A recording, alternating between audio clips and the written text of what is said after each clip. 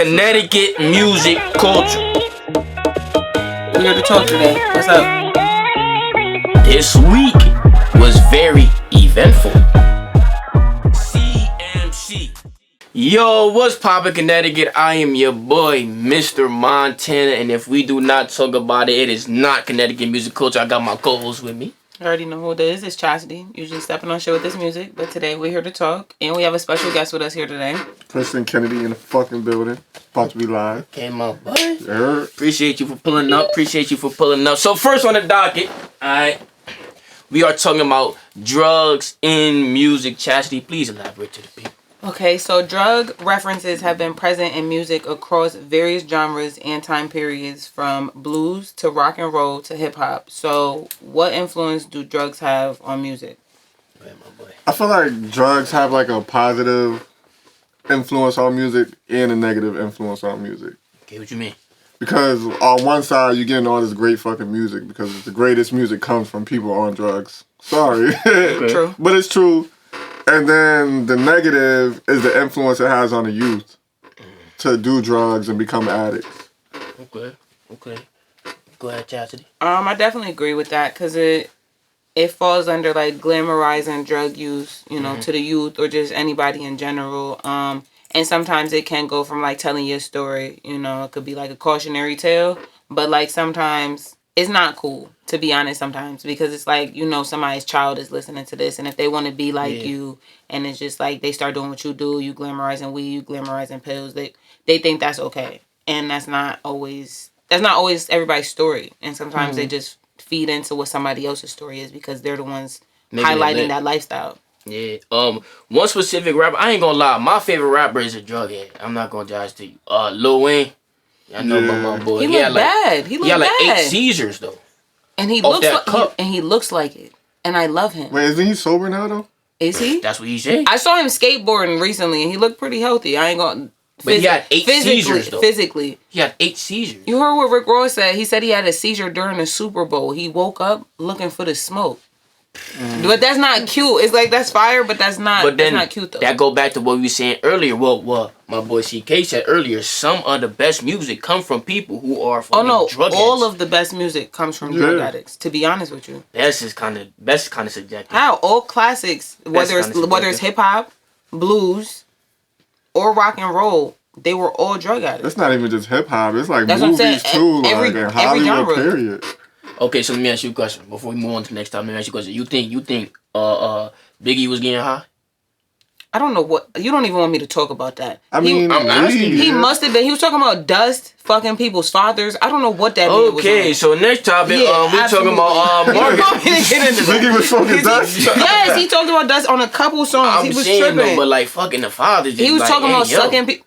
We're not even going to... He was wilding. We're not going to... Look that up. I ain't going to lie to you. Look that up. I ain't going to say too much. But he was tripping. I ain't looking shit up. He was tripping.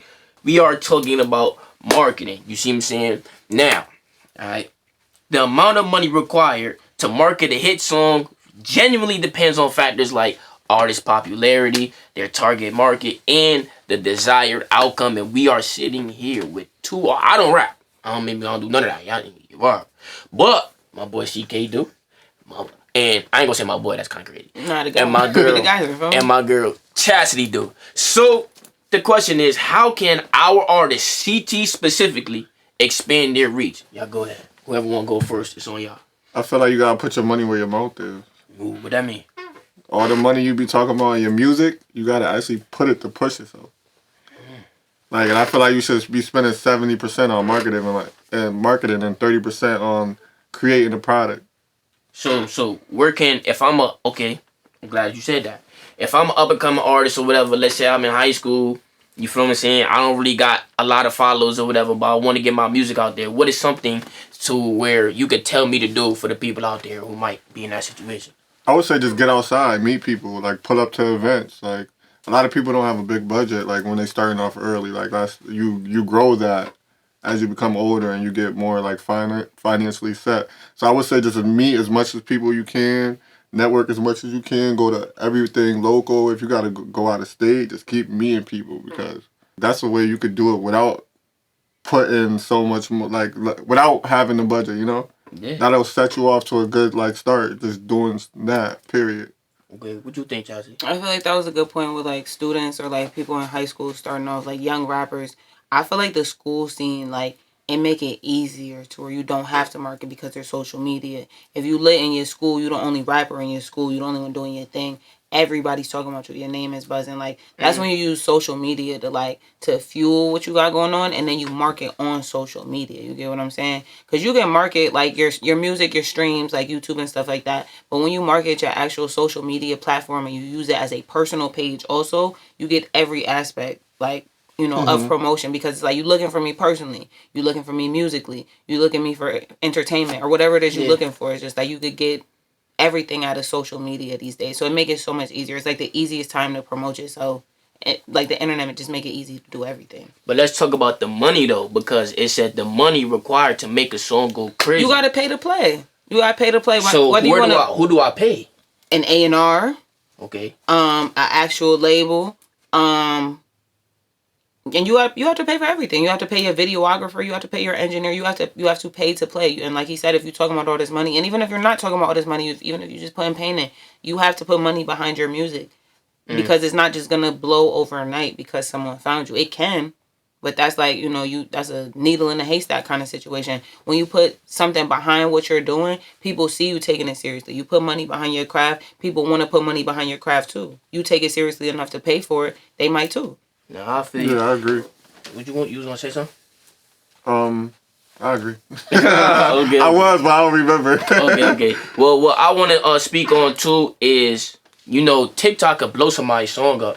For me, so I think one thing, y'all could, correct me if I'm wrong, but in my opinion, I feel as if artists, they could connect with like influencers, like YouTubers, TikTokers, Twitch streamers, or whatever, and try to, especially if they have a bigger audience, like you said, you might gotta pay to play. So if I know somebody might have a Twitch stream that gets like 2,000, 3,000, or however many people live on Twitch every day, and I might pay him to get my song out there, or I might pay a TikToker due to, like you said, the influence that social media period has on songs. How y'all feel about that? Connecting with influencers. I feel like that's a guarantee. That's the key way to do things now, especially with TikTok being so big. Yeah. Like everybody's on TikTok now, especially the kids, and like when you have a big kid following, it's easier to reach to the adults too. Instead of going backwards, if you reach to adults, it's harder to just reach to the kids. Like, so when it starts with the kids, and they kind of like grow with you at that point, because I remember back then, like, it wasn't TikTok, it was YouTube. Like, I grew up with Meek Mills. Like, I never met him in my life, but that was... And that'd be so I still listen to him from when I was a kid till now. Like, because he was a kid doing his thing, and I was a kid watching him. So I kind of like grew up with him as time goes by. So I feel like it's the same difference with TikTok. You know what I mean? Being that you guys both are artists, can you speak on the importance of patience or like waiting for your turn? You see what I'm saying? It's really good to be patient, because if you make impulsive decisions, you get burnt. You could waste money. I'm a very impulsive person. I wasted a lot of money. Like, so yeah, like, it's good to be patient. Sometimes you can't, I don't think you should wait your turn. You should go grab your turn. But you should still, like, not make impulsive decisions, like, with your money. I agree on not waiting your turn. Kick the door down. Move them out the way. Step on their necks. Like, make your presence known. So fuck patience. Yeah, I mean, it depends. Like, having patience working with other people, absolutely. Respect people's time, respect people's craft, respect them. But when it comes to yourself and what you're doing, like being patient-wise, just keep working, get in the field. Go crazy. Like, you can't be mad if you're not in the field. Get in the field. Put that work in, put that pain in, go to the studio, pay them videographers, pay them photographers. Get that work in. And, you can't be mad at nobody. Somebody's going to see it. It's going to appeal to somebody at some point. Okay. That's some good points. But... we got a special guest here today. You see what I'm saying? My bud, Christian Kennedy, man. Yes, sir. You not no regular nigga. You feel what I'm saying? For those who don't know who Christian Kennedy is, my boy has been on Power 105. And my boy got that song that we play all the time. You can't know us and I know. I need to understand. I need a front, and that got 500,000 views and streams. My boy, shout out to you, man. Shout out to you. We trying. That's a great song. Thank you. That's a great song, but that's kind of in the past though. That song already out. So I want to ask you, God, what's next for Christian Kennedy? Let the people know, God. Right now I'm just experiencing life, and I'm writing music. Like, I don't like to just keep writing music and putting out a whole bunch of meaningless shit. Okay. So I'm experiencing more life so I can write more music. So, but I actually been recording a lot lately. I took like 3 months off just to like gather information. So I think I want to throw out like 3 or 4 more projects before the end of the year. 3 projects? Yeah, I got mad music. I got like 40 songs already done, and then I got like I got like 10 that I'm writing right now. Like, just bouncing back and forth between them. I got mad shit.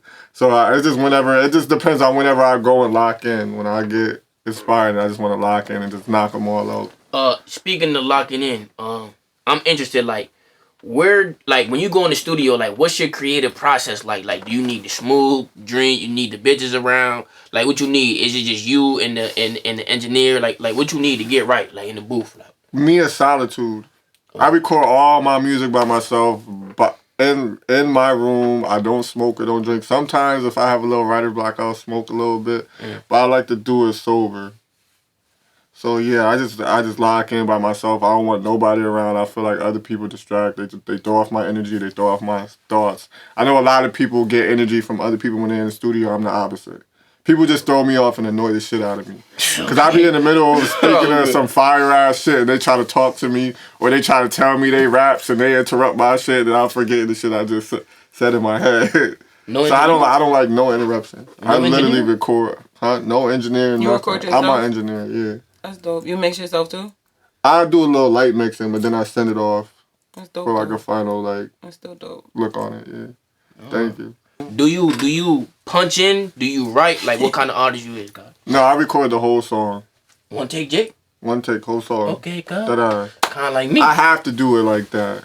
Because I feel like when I go back in, I hear it. I hear the punches. Even though other people won't hear it, I don't like hearing it. I hate that too. I hate hearing my own punches. Oh, you know what you're Yeah, of course. Because you can hear the difference in tone, volume. Exactly. I hate that shit. So if I'm going to record 3 minutes and I go in and I record 130 seconds and then I mess up, I'm going back to the beginning. I'm starting all the way over. The only thing I might keep is the intro, because that first intro you do, you never get that same feeling back. You never do. Like.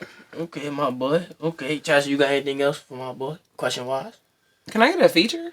Here we go. No, I respect it. That's it. I'm working with a lot of people right now. No, definitely. I like your music. I respect you. I mean, I seen you before. We met before, so you know I fuck with you. So I give somebody a feature and they don't want to put it out because I'll be going crazy. I like stuff like that, a lot of times the people can't match that energy. So, but that's the best though, when you know you walked on something and somebody feel intimidated. I need that. That's the type of energy I be needing. I want somebody to kill me on one of my songs. I'm gonna still put it out. My ego ain't that big. Listen, let's do it. My ego is not that big. Gladly. No, I got a couple songs. I be walking on niggas. It be like that. But and then people love that. Some people don't like that when you overshine them on a song though. Yeah. For real. Some people don't. It's an artist thing. Some people take that type of stuff personal. Yeah. But speaking of talent prevailing, this is a segment we do every week. You see what I'm saying?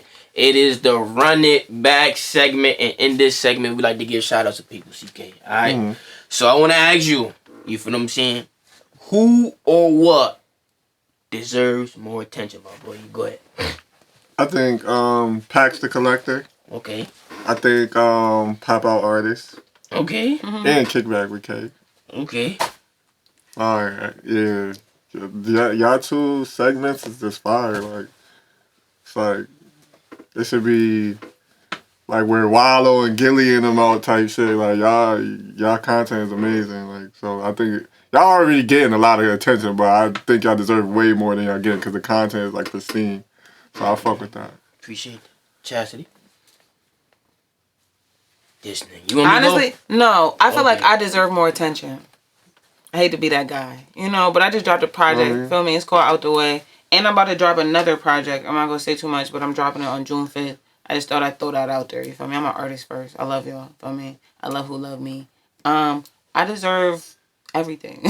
So yeah, As you should. yeah, all that. Like, you know, for me, tap in. I'm doing features, respectfully. I'm working. I want to give a shout out to my boy GF Dimes. You heard Dimes before? I have. I fuck with Pax. I meant to say that too. Dime's cool. Okay.